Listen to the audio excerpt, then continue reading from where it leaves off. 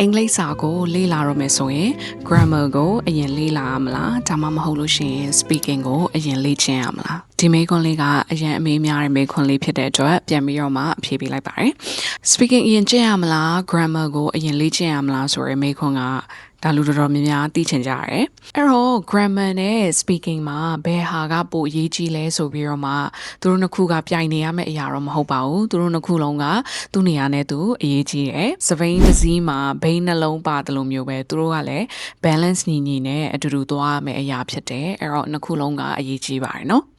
grammar ကြီးပဲတီးတန့်လေ့ကျင့်နေတယ်ဆိုလို့ရှိရင်ကိုကစာအုပ်ထဲမှာပဲစာတော်ပြီးတော့မှပါဇက်ကနေပြောဖို့အတွက်ခက်ခဲလာပါလိမ့်မယ်။ဘာဖြစ်လို့လဲဆိုတော့ငါပြောလိုက်လို့ရှိရင်မားသွားမလားမသိဘူးဆိုရဲကြောက်စိတ်ကပိုများလာတာဖြစ်တဲ့အတွက် speaking ပြောဖို့ကိုပိုပြီးတော့မှခက်ခဲလာပါလိမ့်မယ်။ speaking ကြီးပဲအဲ့လိုမျိုးဇက်တိုက်ပြောနေမယ်ဆိုရင်ရော grammar မသိဘဲနဲ့ speaking ကြီးကိုပဲစီကံမရှိတဲ့တိုင်းပြောနေမယ်ဆိုရင်ရောစကားလုံးတွေတော့ထွက်လာပေမဲ့ကိုပြောချင်တဲ့စကားလုံးရဲ့အတိတ်ပဲကိုရင်ရင်ကြည်ကြည်လေးနဲ့ professional ဆန်ဆန်ဘယ်နေရာမှာဘယ်လိုဟာမျိုးတွေသုံးရမယ်ဆိုတော့ sentence တွေတော့ထွက်လာမှာမဟုတ်ပါဘူးအဲ့တော့ဖူက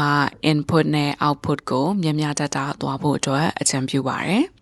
အကောင်းဆုံးနည်းလမ်းကတော့ဥပမာကိုကဒီနေ့grammar pattern တစ်ခုကိုလေ့လာရဲဆိုပါစို့ဥပမာ simple present tense နဲ့ပတ်သက်တဲ့ grammar pattern ကိုလေ့လာရဲဆိုရင်အဲ့ဒီနေ့မှာပဲကိုက simple present tense နဲ့ပတ်သက်တဲ့ speaking ကိုလေ့ကျင့်တာမျိုး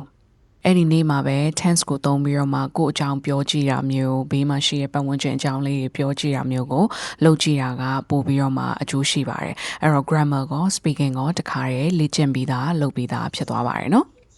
စာအုပ်ထဲမှာပဲထားလို့ရှိရင် input ပဲရှိပြီးတော့မှကြာရင်မေ့သွားပါလိမ့်မယ်။ပါဇက်ကနေလည်းထုတ်ပြောဖို့ output လိုအပ်ပါတယ်။ကိုက grammar ကြီးပဲလေ့လာပြီးတော့မှ speaking မလေ့လာလို့လည်းမရဘူး။အဲ့တော့တခါတည်း grammar ကိုလေ့ကျင့်နေဆိုလို့ရှိရင် speaking လည်းတခါတည်းပြောပြီးလေ့ကျင့်ဖို့လိုအပ်ပါတယ်။အဲ့တော့ဒီကနေ့မှာဒီဗီဒီယိုကိုကြည့်နေတဲ့ဖူရဲ့ကျောင်းသူကျောင်းသားတွေကရော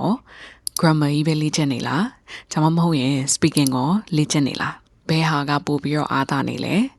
ဘယ်လိုမျိုးတွေလုပ်နေလဲဆိုတာကိုလည်း comment မှာရေးခဲ့ပါအောင်